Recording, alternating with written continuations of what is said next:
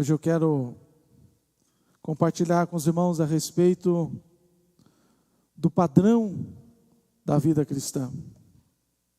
É um tema bem atual e necessário para as nossas vidas. Quando nós falamos de padrão da vida cristã, nós entendemos que existem vários padrões que o homem, quando eu falo homem, eu falo de gênero humano, que o homem pode escolher viver. Isso nós encontramos na narrativa, na história bíblica. Nós vemos que o povo hebreu do Antigo Testamento podia viver segundo os padrões de Deus, ou viver segundo os padrões egípcios, ou os padrões da Babilônia, ou o padrão dos filisteus, para citar algumas das culturas e de alguns padrões que existiam antigamente. O povo egípcio era politeísta, achava que gato tinha poder, né? O hipopótamo, o falcão, e assim. Os filisteus tinham o deus Dagon, Baal, Zebub. O pessoal da Babilônia voltado à ciência, à matemática, à astronomia, também tinha vários deuses. Quando nós olhamos para o Novo Testamento, nós vemos que o povo judeu poderia viver segundo o padrão de Deus, ou poderia viver segundo o padrão romano, ou segundo o padrão grego, ou segundo o padrão asiático, porque Paulo passou e tinha algumas igrejas na Ásia. O povo romano era voltado à arquitetura e sofria influência de outros povos. O povo grego, que era voltado ao pensamento, à filosofia. E assim nós poderíamos citar alguns outros exemplos a respeito dos padrões que a pessoa pode decidir viver. Em nossos dias, nós também temos essa possibilidade de vivermos o padrão de Deus, ou de vivemos o padrão do mundo, ou o padrão de crentes carnais, ou o padrão de crentes imaturos. Quando eu falo de viver dos padrões do mundo, eu falo viver sobre influência dos padrões daqueles que não conhecem a Cristo, que não são salvos. Quando eu falo de crentes imaturos, são aqueles que iniciaram a caminhada cristã, mas sofrem avarias ou desvio de rota por qualquer vento. Quando eu falo de crentes carnais, eu falo daqueles que conheceram a Cristo, que são crentes, mas que querem viver não segundo o padrão de Deus.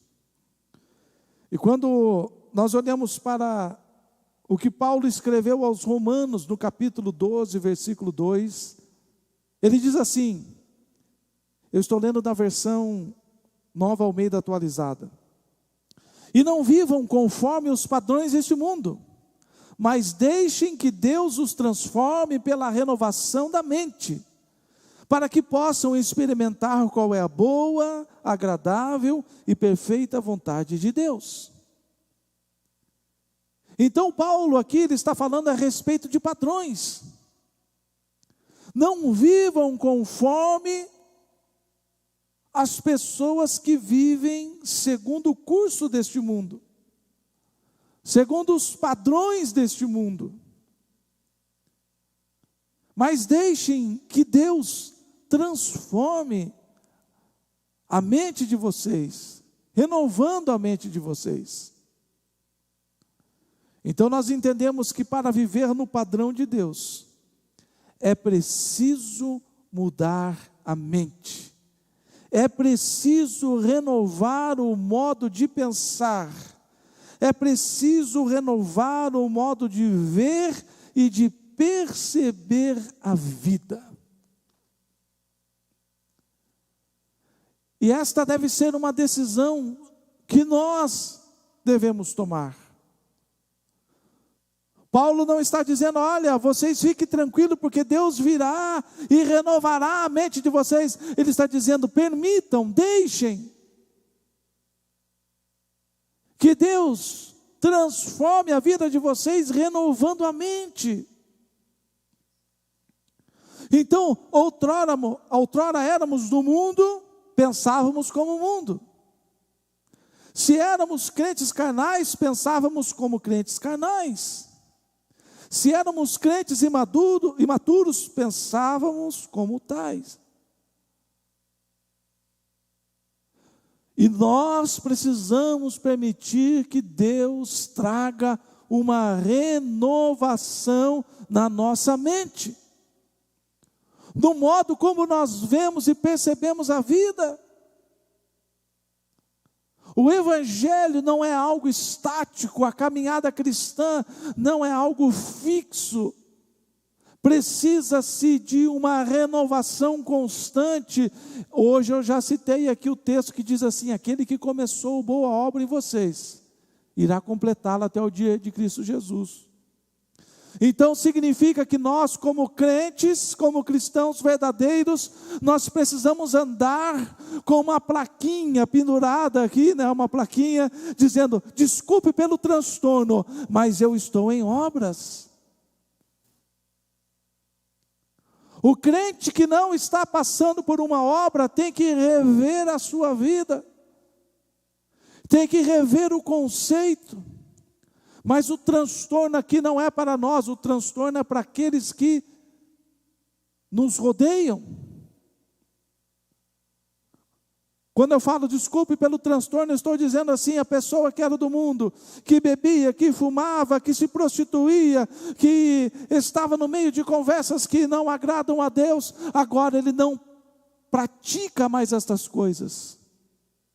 E as pessoas chegam, olha, você não vai mais beber, você não vai mais fumar, você não vai mais usar droga, você não vai se prostituir mais, não. Agora a minha mente, a minha vida está sendo transformada por Deus.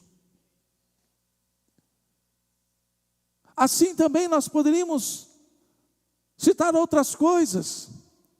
Aquele que era brigão não pode mais ser brigão. Aquele que era muito sensível a qualquer coisa, não pode ser mais. Aquele que não pagava as contas direito, agora não, tem que pagar a conta em dia. Aquele que mentia, já não pode mentir mais, tem que mudar o padrão. Então por isso que está dizendo, não vivam conforme os padrões deste mundo, mas deixem que Deus... É interessante, irmãos, que às vezes a gente conversa com crentes e eles dizem assim, eu era, sou e vou ser sempre assim, eu não mudo. Mas tem que mudar isso aqui, irmão, tem que mudar isso aqui, irmão. Não, eu não mudo, eu sou assim. E Paulo está dizendo, vocês precisam renovar o modo de ver e de perceber a vida. O modo de agir com a vida. Eu fico admirado e crente gosta disso, que é uma beleza, nunca vi. O camarada tem a vida santa certinha, ninguém dá valor. Agora o cara sobe no púlpito e diz, eu matava, eu roubava, eu era traficante. A turma, esse aí, que bênção. Eu fico olhando e pensando, um crente verdadeiro não tem prazer em dizer aquilo que praticava. Ele pode até contar como um testemunho, dizer, olha, minha vida era uma desgraça. Fiz tantas coisas erradas, mas agora eu vou contar o que Deus está fazendo na minha vida. Você pega essas pessoas, eles passam 1 hora dizendo, eu fiz, eu matei, eu roubei, eu enganei, eu trafiquei, e cadê Deus no negócio? A pessoa está se exaltando, fala de boca cheia o que era no passado. Cadê a transformação, a renovação? Então está dizendo aqui que Paulo, nesse texto, está dizendo que para vivermos no padrão de Deus é preciso mudar a mente e renovar o modo de pensar, de ver e perceber a vida. Deixar Deus transformar, para que Ele coloque em nossa mente natural o padrão do céu. Lembre-se que Adão e Eva trouxeram um prejuízo inimaginável para a raça humana. Eles praticamente destruíram a raça humana. Se não fosse a misericórdia de Deus. Eu quero que você entenda uma coisa muito séria. Quando Adão e Eva comeram daquele fruto proibido, Deus não precisava de nenhum plano para resgatar o homem. Porque Adão e Eva foram muito bem avisados do que iria acontecer se desobedecessem a Deus. Então Deus não tinha nenhum vínculo mais com o homem, no sentido de que, eu tenho que dar um jeito para salvar o homem. Deus não precisava salvar o homem. Deus poderia simplesmente dizer: agora se virem, toque a vida do jeito que vocês querem, eu me retiro da história, e todos nós estaríamos perdidos, e Deus continuaria soberano e justo. Então Deus nos salvou porque Ele é misericordioso, porque Ele é amor. Ele falou assim: eu vou dar um jeito de salvar esses desobedientes. Tanto é que para o diabo Deus não deu segunda chance. O diabo pode tentar se arrepender hoje que ele não tem mais salvação. O diabo está perdido de uma vez por todas. Mas nós devemos ser eternamente gratos, porque Deus resolveu dar uma segunda chance para a raça humana, e Ele enviou o seu próprio Filho, Jesus Cristo, que morreu na cruz do Calvário, verteu o seu sangue santo, precioso, inocente, e hoje nós estamos aqui, temos a certeza de que o nosso nome está escrito no livro da vida, e temos a certeza que o Espírito Santo, através da sua obra maravilhosa, irá nos conduzir até os céus. Oh, louvado seja o nome do Senhor. Paulo, escrevendo aos Coríntios, na sua primeira carta, 1:3, ele diz assim: eu, porém, irmãos, não pude falar a vocês como pessoas espirituais, e sim como a pessoas carnais, como crianças em Cristo. Porque se há ciúmes e brigas entre vocês, será que isso não mostra que são carnais e andam segundo os padrões humanos? Então Paulo está dando uma dica, dizendo qual é o padrão humano. Aonde existe ciúmes, aonde existe briga, desentendimento, contenda, cismas, divisões, aí não é o padrão de Deus. É por isso que a palavra do Senhor nos assegura, dizendo assim, que ela é apta para discernir pensamentos e intenções do coração. Pensamentos e intenções do coração. Então, quando nós olhamos para um texto como este, nós estamos vendo que Paulo está dando uma dica: se há ciúmes e brigas, desentendimento, este não é o padrão do cristão. Este não é o padrão do crente, este é o padrão dos humanos, é o padrão do homem natural depois da queda. Paulo, escrevendo a sua segunda carta a Timóteo 3:2, ele diz assim: pois os seres humanos serão egoístas, avarentos, orgulhosos, arrogantes, blasfemadores, desobedientes aos pais, ingratos, ímpios, sem afeição natural, implacáveis, caluniadores, sem domínio de si, cruéis, inimigos do bem, traidores, atrevidos, convencidos, mais amigos dos prazeres do que amigos de Deus, tendo forma de piedade, mas negando o poder dela. Fique longe destes. Então a palavra do Senhor já nos dá a dica de como é o padrão deste mundo, como é o padrão humano. Então nós começamos a ver, existe egoísmo, avareza, orgulho, arrogância, blasfêmia, desobediência e outras coisas que tem aqui elencado. Nós vemos que aí não é o padrão de Deus. É por isso que o crente tem que se conformar com a palavra de Deus. O crente tem que tomar a forma de Deus. O crente precisa ler e estudar a palavra do Senhor. E quando nós estamos lendo este aqui, nós temos que tentar nos encaixar num texto como este e ver se por acaso a gente não se enquadra em alguma dessas coisas. E se nos enquadrarmos, a gente precisa parar e falar: Senhor, tenha misericórdia de mim e me remove dessa situação, porque eu quero andar segundo o teu padrão, não segundo o padrão do homem. Então um texto desse aqui não é simplesmente para ler e dizer: olha como as pessoas serão. É para nós olharmos e dizer: será que eu não sou assim? Será que algumas dessas qualidades ruins eu não encontrarei em mim mesmo? E se encontrarmos, temos que deixar que Deus nos transforme pela renovação da nossa mente. São os padrões que podemos adotar, se não aprendemos a vontade de Deus para a nossa vida. Por que o crente precisa vir para a igreja? Por que o crente precisa ler a Bíblia? Por que o crente precisa estudar a palavra do Senhor? Por que o crente deve se dedicar às Santas Escrituras? Porque é aí que nós aprenderemos o padrão de Deus. Que nós aprenderemos o padrão que Deus quer estabelecer na nossa vida. Então nós entendemos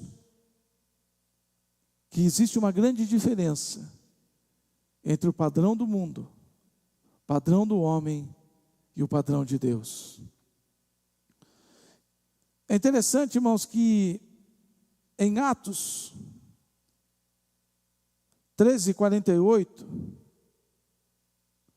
nos diz assim que, 48 a seguir, diz assim: os gentios, isso aqui está falando de Paulo e Barnabé em Antioquia.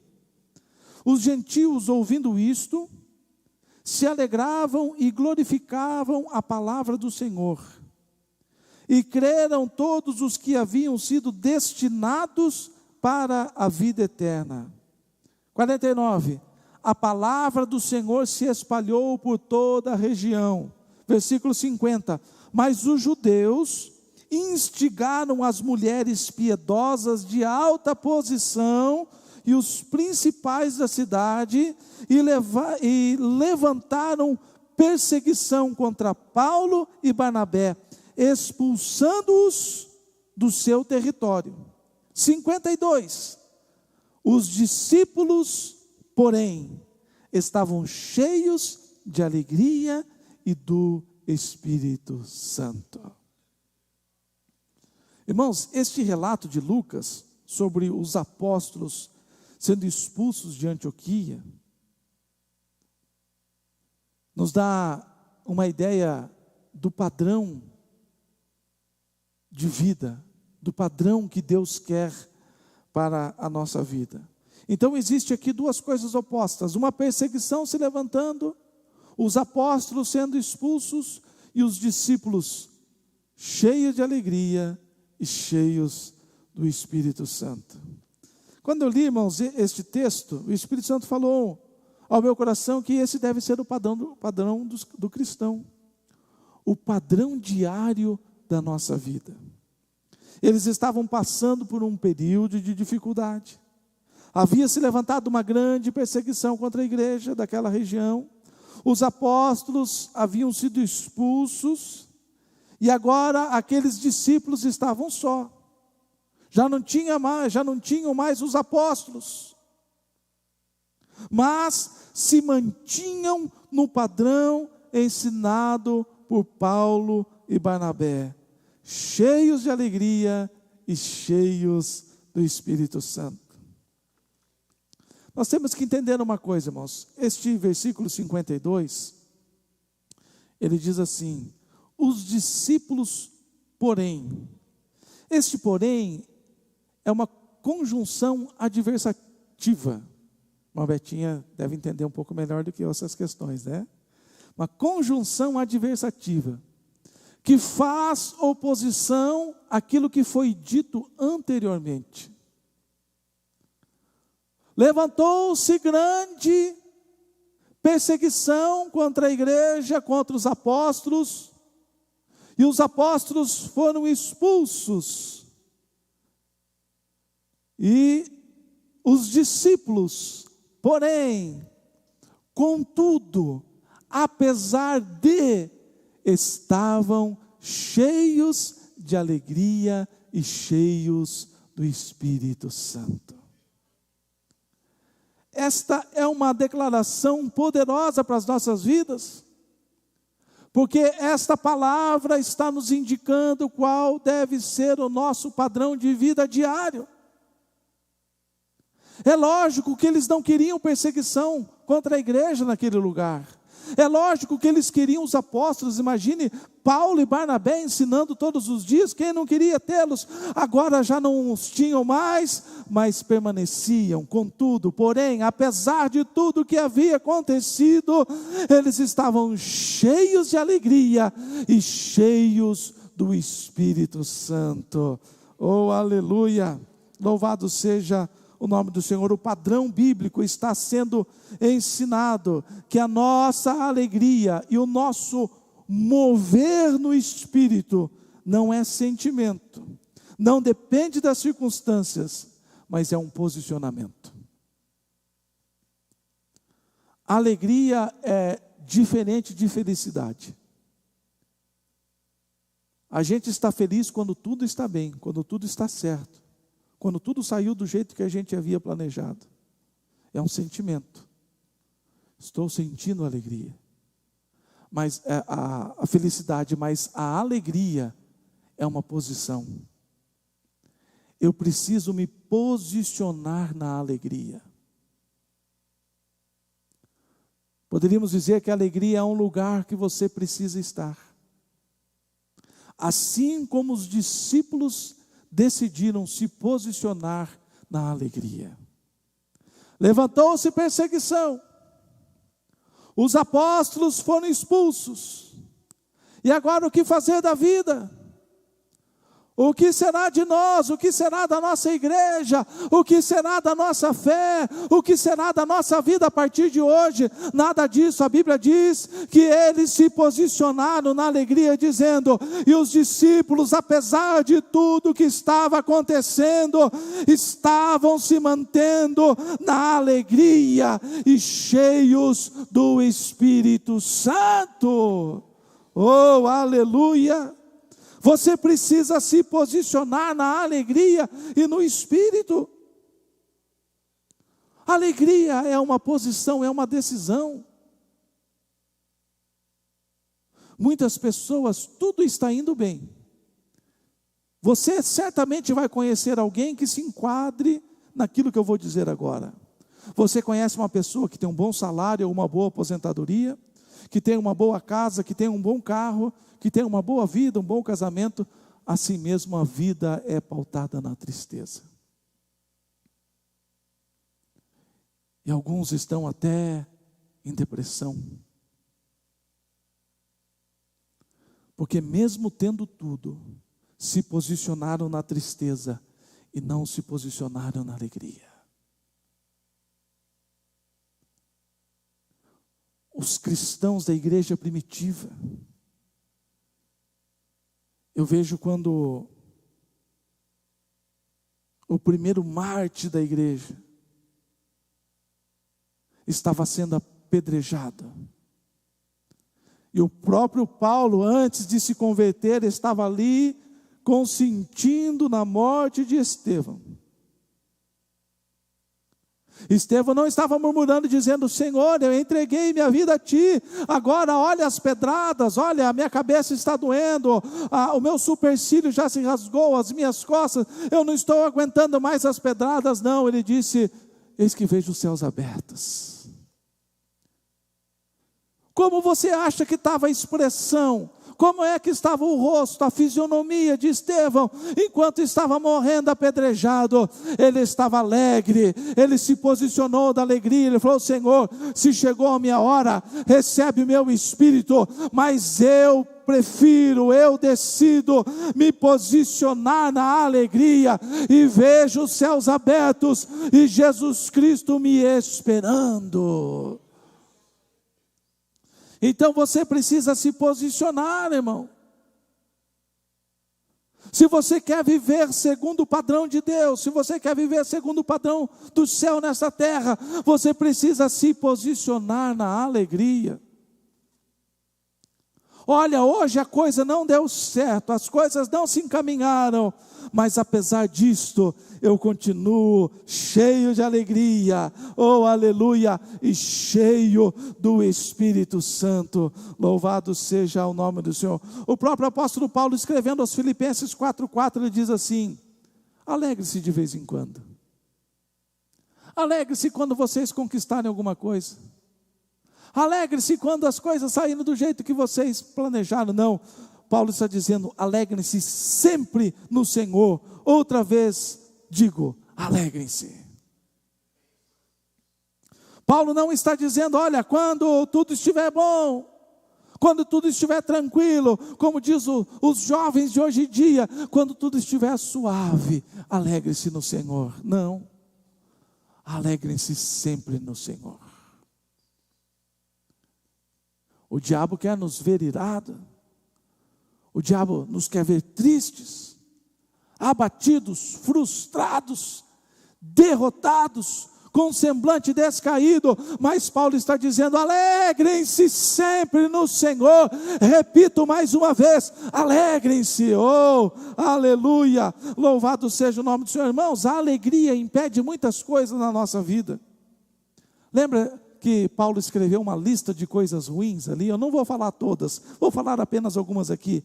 Mas a alegria impede a murmuração, a alegria impede o desânimo, a alegria impede a fraqueza espiritual, a alegria impede fofocas e intrigas, a alegria impede a ação do inimigo.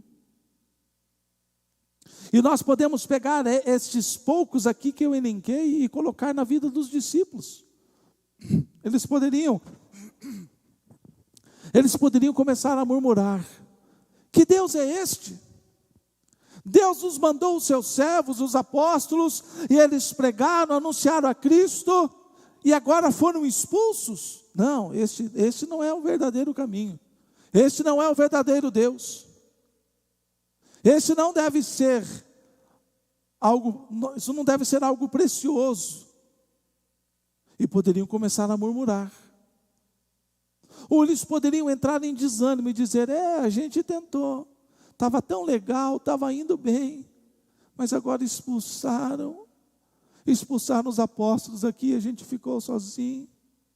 O que a gente vai fazer na nossa vida? Eles poderiam se enfraquecer espiritualmente e dizer: olha, nós estávamos cheios do Espírito, nós estávamos alegres, mas agora Deus, que Deus é este, que permitiu que os nossos líderes, que permitiu que os apóstolos, que estavam fazendo um trabalho extraordinário neste lugar, fossem expulsos. Então eu não vou mais para a igreja. Eu não vou mais falar desse tal de caminho, eu não vou mais falar desse tal de evangelho, eu não vou falar mais desse tal de Jesus, eu não quero mais saber desse Espírito Santo. A alegria impede a fraqueza espiritual, a alegria impede fofocas e intrigas. Quem sabe poderia surgir um burburinho ali dizendo: sabe por que eles foram expulsos? Porque Paulo isso, porque Barnabé aquilo, e começa aquele intriga e fofoca, jogando: mas porque fulano... Eu tenho medo quando vejo gente no cantinho, vontade de falar: ô irmão, se não é nada ruim, pode falar alto. Porque fofoca e intriga não é padrão do cristão. Não é o padrão da vida cristã. Aqueles que estão alegres, eles não têm tempo para fofoca e para intrigas. E a tristeza é o terreno fértil para o diabo lançar as suas sementes. Então, por isso que esse texto, irmãos, exemplifica muito bem qual é o padrão da nossa vida em Deus. Lembre-se sempre dessa tal de conjunção adversativa. É um nome difícil, mas é. Lembre-se sempre do porém. Levantou-se grande perseguição. Os apóstolos foram expulsos.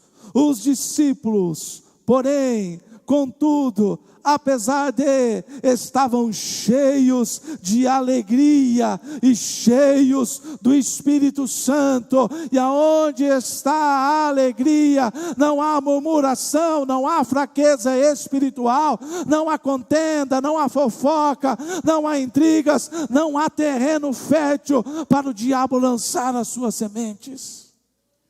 O diabo, quem sabe, correu alvoroçado dizendo: agora chegou a nossa hora, a cidade está alvoroçada, os apóstolos foram expulsos, vamos no meio desse povo e acabar com tudo. Mas o diabo deu com a cara na porta, porque aqueles discípulos estavam cheios de alegria, dizendo: o Senhor é maravilhoso, bendito seja Deus, Ele trouxe os apóstolos, Ele levou os apóstolos, mas deixou o Espírito Santo para estar conosco.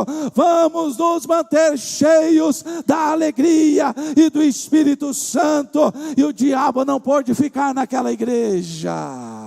Oh, alabaque machayarabaque macharabalabakai. O crente alegre, cheio do Espírito, não quer saber de murmuração, desânimo, ele quer se mover no Espírito. Eu quero me mover no Espírito. Eu quero falar no Espírito, eu quero cantar no Espírito, eu quero viver dia após dia no Espírito, eu quero me mover no Espírito. Irmãos, o se mover no Espírito não é só na igreja, oh aleluia, glória a Deus. O se mover no Espírito é no dia a dia. Eu estou indo para o trabalho, eu estou me movendo no Espírito. Eu estou trabalhando e ali naquele ambiente eu quero me mover no Espírito. Quer dizer, o Espírito Santo vai me conduzir. O Espírito Santo vai me dirigir naquilo que eu vou ouvir, naquilo que eu vou falar, naquilo que eu vou fazer.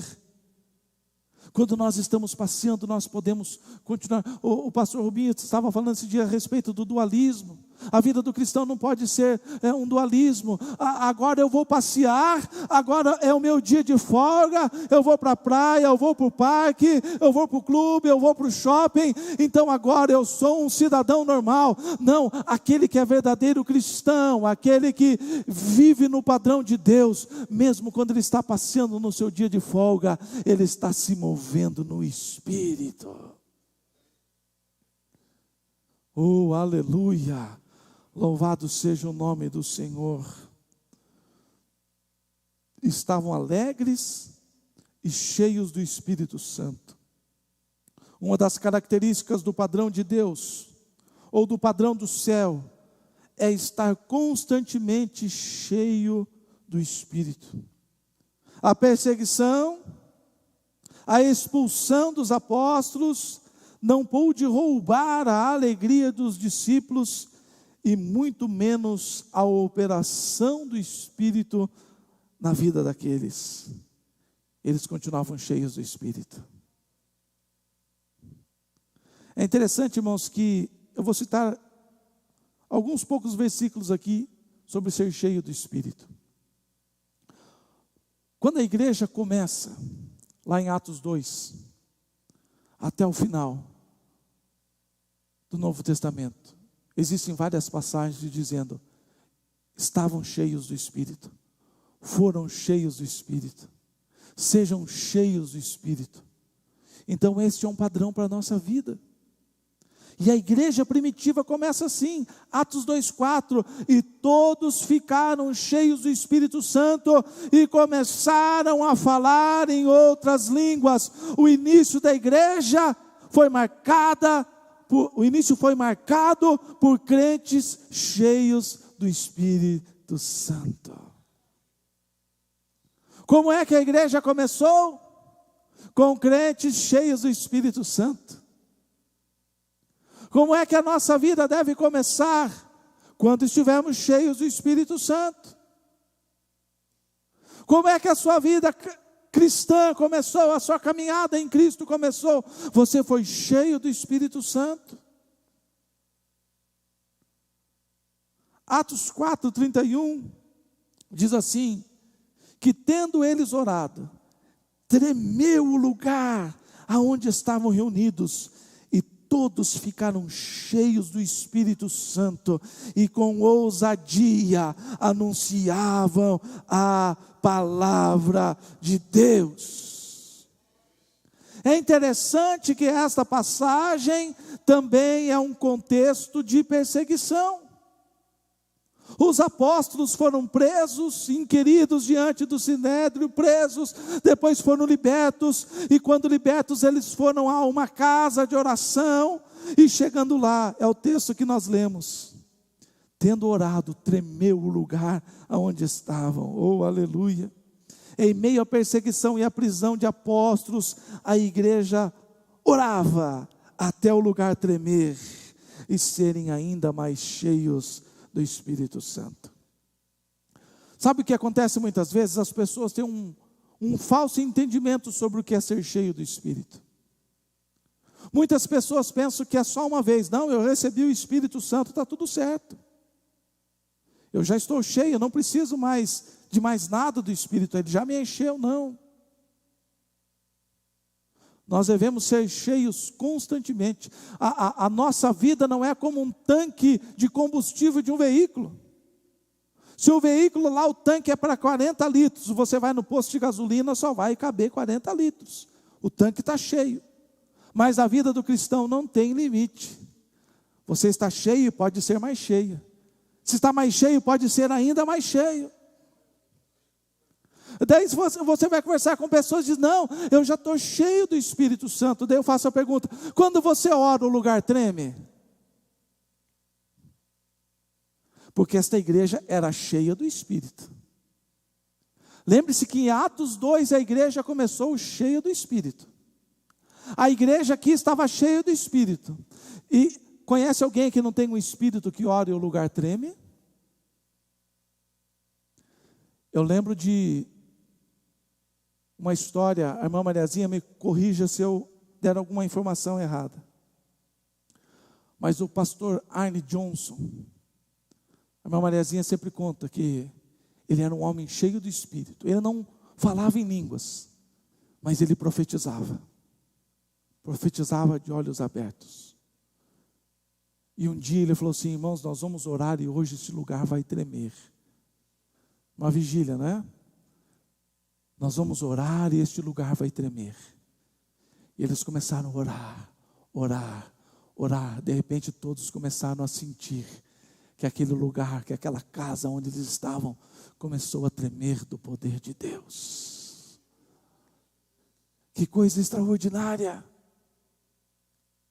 E se nós chegarmos a este ponto, e temos que buscar isso, que quando nós começarmos a orar neste lugar, que quando o louvor estiver sendo ministrado, este lugar se trema literalmente, que quando nós estivermos pregando, os irmãos sintam o lugar tremer, que quando nós estivermos orando, e este lugar começar a tremer, ainda existe mais espaço para sermos cheios do Espírito Santo. Os irmãos oraram e o lugar tremeu. E depois que o lugar tremeu, eles foram ainda mais cheios do Espírito Santo. Então não importa qual é o seu nível espiritual nesta noite, existe espaço para ser mais cheio do Espírito Santo. Aleluia! Atos 6:3 diz assim, os apóstolos dizendo para o povo, escolham entre vocês homens de boa reputação, cheios do Espírito de Deus e de sabedoria. Irmão, ser bem-sucedido não é ter um bom estudo, não é ter um bom emprego, não é ter um bom salário, não é ter conquistas materiais e financeiras. Ser bem-sucedido é cumprir a vontade de Deus. Cumprir o propósito para o qual nós nascemos. Paulo nos ensina isso dizendo: completei a carreira. Paulo está dizendo: eu completei, eu fiz tudo o que precisava ser feito, não deixei absolutamente nada para trás. Até mesmo no meio cristão, às vezes a gente vê pessoas que estão pautadas no estudo, outras que estão pautadas na vida material, outras que estão pautadas na vida financeira, e a vida não é legal, a vida não é boa, a vida é cheia de desentendimento, de discórdia, de falta de paz, de alegria, de falta de esperança e perspectiva, e a pessoa está dizendo: o que está acontecendo comigo? Eu tenho Cristo, eu tenho tudo, e as coisas não se encaixam, porque ser bem-sucedido é cumprir o propósito para o qual fomos destinados. É por isso que os apóstolos estavam dizendo: escolham entre vocês homens de boa reputação e cheios do Espírito Santo e sabedoria. Esse é o padrão que nós devemos viver, irmãos. Que as pessoas possam olhar para a nossa vida, encontrar boa reputação, posso encontrar o Espírito de Deus e posso encontrar sabedoria. Eu lembro certa feita, a irmã Betinha, me permita contar, se não permitir eu vou contar do mesmo jeito. Mas houve, nas suas muitas viagens internacionais, houve um problema com a mala, e foi parar na justiça. E quando chegou lá, o juiz que ia julgar a causa, um dia tinha sido advogado da irmã Betinha. E a empresa chegou, a empresa aérea chegou e falou: não, porque é assim, assim, assim, assim. A irmã Betinha disse: não, é assim. E o juiz falou assim: eu acredito no que ela está dizendo, porque eu já fui advogado dela. Eu sei que ela não iria falar nada diferente do que aquilo que ela estava vivendo, daquilo que aconteceu. Então, homens, mulheres de boa reputação, cheios do Espírito e de sabedoria. Então, nós precisamos entender que ser bem-sucedido, Paulo está dizendo, que não é pela nossa capacidade natural, mas é pelo Espírito Santo agindo em nós. Irmão, ser cheio do Espírito é viver em santidade, é tomar a forma da Bíblia. Hoje nós estamos vivendo, irmãos, o tempo não vai dar tempo de falar do tempo, né? Nós estamos vivendo o tempo da hipergraça, irmãos. A hipergraça está aí nas igrejas da Europa, nas igrejas dos Estados Unidos, e tem chegado na igreja brasileira dizendo: olha, você aceita Cristo e vive do jeito que você quiser, você vive do jeito que você acha que deve ser. Irmãos, o crente não pode dizer: eu acho que é assim, não, eu acho que é daquele jeito. Está errado, é o que a Bíblia diz. Então, ser cheio do Espírito é ter a forma da palavra do Senhor. Não tem como ser cheio do Espírito. Eu não posso ser cheio do Espírito se eu estiver vivendo segundo a minha vontade. Um homem, uma mulher não pode ser cheio do Espírito se estiver andando segundo aquilo que ele acha que é certo e não segundo aquilo que a Bíblia diz que é. Por isso a importância desta palavra nesta noite. Nós estamos inseridos num contexto pós-moderno, em que o Evangelho está sendo distorcido para agradar as pessoas, o Evangelho que está sendo conformado com as pessoas estão pegando o Evangelho e fazendo do jeito que lhe agrada, mas ser cheio do Espírito é exatamente diferente, opostamente diferente. Ser cheio do Espírito é viver conforme a Bíblia quer que vivamos. Irmãos, o tempo não permite irmos adiante, mas o padrão de Deus para a nossa vida é alegria em todo o tempo, independentemente das circunstâncias, sobrepujando as obras do mundo e da carne. Então lembre-se, o primeiro passo para uma vida segundo o padrão de Deus, a nossa alegria deve sobrepujar, deve estar acima das circunstâncias. Vem o problema, vem a adversidade, a alegria está por cima. Você se posiciona na alegria. A alegria não é sentimento. A alegria não é olhar e ver as coisas se encaixando. A alegria é se posicionar dizendo: eu decido ser alegre. Eu decido estar cheio de alegria. Então o padrão de Deus para a nossa vida é estarmos cheios de alegria, mas também cheios do Espírito Santo para completar a carreira que nos está proposta. Lembre-se, ser bem-sucedido é cumprir aquilo que Deus estabeleceu para a nossa vida.